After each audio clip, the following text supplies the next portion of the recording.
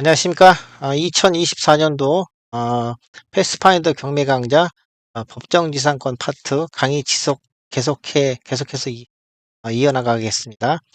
오늘은 제가 따로 애니메이션을 쓰지 않고 파일 전체를 갖다가 이 강의판 위에다 제가 띄워놨습니다. 여러분들이 이 내용을 갖다가 좀 가능한 한 좀 많이 친숙하도록 하기 위해서 그런 거니까요.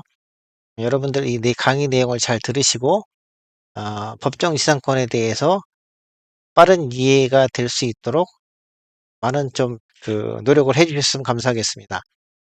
그 이 법정지상권 같은 경우에는요. 이게 보면은 굉장히 좀 형태가 다양한데 무엇보다도 일단 이 개념을 파악하는 게 가장 큰 문제입니다. 그래서 이 공부를 하시다가 이제 제가 이제 오늘은 제가 이제 판례를 몇 가지 소개시켜 드릴 건데요. 판례가 법정지상권 관련된 판례가 굉장히 많은데 그중에서도 가장 대표적이고 가장 중요하고 그다음에 어 경매 절차에서 자주 마주치는 그런 거로만 제가 몇 가지를 추려 봤습니다. 자, 첫 번째 강의 진행하겠습니다. 자, 민법 366조 법정지상권 관련 특수 문제 판례를 중심으로 설명을 드리겠습니다. 미준공 건물과 민법 제366조의 법정지상권 토지의 저당권이 설정될 당시 토지 소유자에 의해서 그 지상에 건물이 건축 중이었던 경우 그것이 사회관념상 독립된 건물로 볼 수 있는 정도에 이르지 않았다 하더라도 건물의 규모, 종류가 외형상 예상할 수 있는 정도까지 건축이 진전되어 있었고 그 후 경매 절차에서 매수인이 매각 대금을 다 낸 때까지 최소한의 기둥과 지붕 그리고 주벽이 이루어지는 등 독립된 부동산으로서 건물의 요건을 갖추는 경우에는 법정지상권이 성립한다. 여기에 이런 판례가 있습니다. 판례를 설명을 드릴게요. 자, 토지가 있었고 건물이 있었습니다. 근데 이게 건물이 완성된 건물이 아니고 공사가 진행 중인 건물이었었습니다. 그러니까 토지 위에 건물이 존재한다는 토지와 건물이 같이 같은 시간에 존재를 하고 있었던 거고요. 그다음에 소유자도 건물도 A 소유였었고 그 건물이라는 건 물론 아직 미완성 건물이죠. 네, 토지도 A 소유였었습니다. 이 상태에서 어, 저당권자 B가 토지에다가만 저당권을 설정을 했습니다. 물론 이 상태에서는 건물에다가는 저당권을 설정을 할 수도 없겠죠. 이게 준공이 안 됐으니까 준공이 안 되면은 건축물 관리 대장이 만들어지질 않고요. 건축물 관리 대장이 만들어지지 않았기 때문에 등기가 만들어질 수가 없는 거죠. 그래서 저당권자 B는 토지에다가만 저당권을 설정을 했습니다. 그 다음에 토지가 경매가 됐고 경매의 결과 C가 낙찰을 받았습니다. 요 결과 건물과 토지의 소유권자가 갈라졌습니다. 건물은 A가 계속 소유를 하고 있었고요. 그 다음에 토지는 C가 낙찰을 받아서 C가 소유를 하게 됐었던 거죠. 자, 요 조건을 따지고 보면은, 자, 저당권 설정 당시에 토지와 건물이 같이 존재하고 있었고요. 그 다음에 동일인의 소유에 속해 있었고요. 그 다음에 어느 한쪽인 토지에다가만 저당권이 설정이 됐고, 경매에 의해서 소유권이 갈라졌습니다. 즉, 저희가 앞에서 배운 어, 민법 제366조의 법정지상권 성립 요건이 네 가지를 여기는 다 갖추고 있는 겁니다.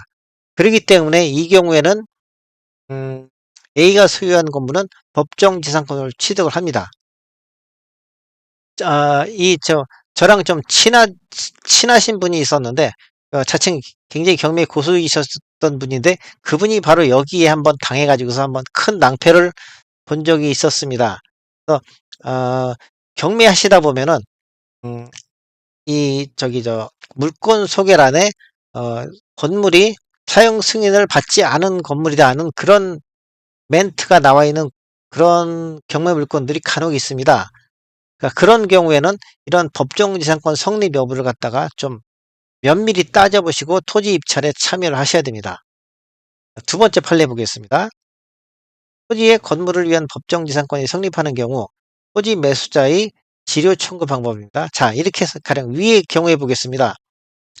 C가 낙찰은 받았는데 이 낙찰받은 토지는 법정지상권의 부담이 있는 거죠. 법정지상권이 있는 상태에서 C가 낙찰을 받은 겁니다. 그러면 C는 이 상태에서 아무것도 할 수 없는 게 아니고 이 A가 이 토지를 갖다가 사용을 하고 있기 때문에 A에게 이 토지 사용료, 즉 지료라 그러죠. 지료를 갖다 청구할 수가 있습니다. 근데 그 지료를 청구하는 방법이 어, 당사자 사이에 지료에 관한 협의도 없고, 그다음에 법원에 의하여 지료가 결정되지 않았다면 법정지상권자가 지료를 지급하지 않았다고 하더라도 지료 지급을 지체한 것으로는 볼 수 없고, 지료 또는 그 지급 시기 등 지료에 관한 약정은 이를 등기하여야만 제3자에게 대항할 수 있는 것이고, 법원에 의한 지료의 결정은 당사자의 지료결정 청구에 의하여 판결로 이루어져야 제3자에게도 그 효력이 미치게 됩니다. 즉, C는 낙찰을 받은 이후에 A에게 당신이 소유한 건물이 이 땅을 차지하고 있으니까 나는 이 토지를 쓸 수가 없다. 그러니까 법정지상권이 성립을 했더라도 당신이 나한테 이 토지를 사용하는 지료는 납부를 하셔야 된다는 그런 협의를 먼저 하고, 협의가 성립되지 않으면은 C는 A를 상대로 지료 결정 청구의 소를 갖다 제기해서 그 결과에 따르라는 것이죠. 다음에 따라서 토지 매수인은 먼저 건물 소유자와 협의를 통하여 지료를 정하거나 협의가 불성립할 경우 지료 결정 청구의 소를 제기하여 판결을 받아야 하며, 판결 이후 2년 이상 지료 연체가 발생하였을 경우에는 건물 철거를 청구할 수 있습니다. 즉, 위에서 아까 설명드린 바와 같이 C는 A를 상대로 협의에 의해서 지료를 결정을 하거나 그게 안 된다면 지료 결정 청구의 소를 제기해서 판결을 받아가지고 그 판결에 따라서 A로부터 지료를 받는데, 이 판결 결과에 따른 지료를 A가 2년 이상 연체하면은 C는 지상 건물을 갖다가 철거 청구할 수가 있습니다. 바로 그 내용입니다. 그러니까 법정지상권에 부담이 있는 토지라고 하더라도 아무런 의미가 없는 그런 건 아니고요. 낙찰을 받으면은 그러니까 건물 소유자에게 토지를 사용하고 있는 지료는 꼬박꼬박 받을 수 있습니다. 그러니까 그 얼마의 낙찰을 받느냐에 따라서 경우에 따라서는 괜찮은 투자 구조가 나오기도 합니다. 다음 장 보겠습니다. 자, 또 하나 이제 다른 판례를 보겠습니다. 건물 공유자 중 1인이 그 건물의 부지를 단독 소유하면서 그 부지에만 저당권을 설정하고 동저당권에 의한 경매로 토지의 소유자가 달라진 경우 민법 제366조의 법정지상권 성립 여부입니다. 자, 토지 소유자는 자기뿐만이 아니라 다른 건물 공유자들을 위하여도 위 토지의 이용을 인정하고 있었다고 할 것인점, 그다음에 저당권자로서도 저당권 설정 당시 법정지상권의 부담을 예상할 수 있었으므로 불측의 손해를 입는 것이 아닌 점, 건물의 철거로 인한 사회 경제적 손실을 방지할 공익상의 필요성도 인정되는 점 등에 비추어 위 건물 공유자들은 민법 제366조에 의하여 토지 전부에 관하여 건물의 존속을 위한 법정지상권을 취득합니다. 이게 이런 판례가 하나 있습니다. 자, 토지가 있습니다. 그다음에 건물이 있는데 이게 이제 가령 뭐 지방에서 이런 경우들이 많이, 그러니까 이 법정지상권 문제는 주로 지방에 있는 그런 토지에서 많이 발생을 합니다. 이 케이스를 한번 잘 설명을 해드려 볼게요. 자, 이 경우는 아마 이랬을 겁니다. A가 지방에 어디 경치 좋고 물 좋고 그다음에 공기 좋은데 아마 땅을 갖다 가지고 있었을 겁니다. 근데 땅은 가지고 있었는데 이 지상의 건물은 아직 짓지 않았어요. 근데 아마도 이제 굉장히 친한 친구였었겠죠. 친한 친구 또는 아주 가까운 친인척, 사이가 좋은 친인척이 되겠죠. 같이 합의를 해가지고 건물을 멋있게 짓는데 내가 돈이 모자라니까 너 반, 나 반 돼서 A, B가 공유 상태의 건물을 지은 겁니다. 그렇게 보는 게 아마 이런 케이스는 타당할 겁니다. 그러면은 이 상태에서 A가 자금이 모자라 가지고 토지를 갖다가 C에게 담보로 제공하고 C로부터 뭔가 차입을 받습니다. 돈을 빌립니다. 그러면 저당권자 C는 토지에다가만 저당권을 설정하게 되겠죠. 왜냐하면 건물은 B도 같이 공유를 하고 있으니까 B는 담보 제공을 안 하겠죠. 그러니까 어쩔 수 없이 아마도 토지에다가만 저당권을 설정을 했을 겁니다. 그다음에 토지가 경매가 됐을 때 낙찰자인 D가 매수를 했습니다. 이런 경우에 D가 낙찰받은 토지는 법정지상권에 부담이 발생한다는 그런 의미입니다. 자, 법정지상권 성립 요건에 네 가지가 있었죠. 자, 토지, 건물이 저당권 설정 당시에 토지와 건물이 같이 존재해야 된다는 거고요. 그다음에 토지와 건물 소유자가 동일인이어야 된다는 거. 근데 여기서는 물론 여기 토지 소유자 A가 여기 건물 지분도 가지고 있죠. 그렇지만 B도 일부 가지고 있죠. 그렇지만 판례에서는 이 경우에는 두 번째 조건인 법정지상권 성립의 두 번째 조건인 저당권 설정 당시 토지 건물이 동일인의 소유라는 그런 요건을 어쨌든 간에 절반은 갖췄다고 절반 정도는 맞췄다고 그렇게 판단을 하는 것 같습니다. 그래서 저당권 설정 당시에 토지 건물이 존재하고 있고 그다음에 토지 건물이 동일인의 소유였었고 그다음에 이 상태에서 토지가 경매에 의해서 소유자인 낙찰자인 D가 이 토지를 취득을 했고요. 이 경우에는 법정지상권이 성립한다는 그런 의미입니다.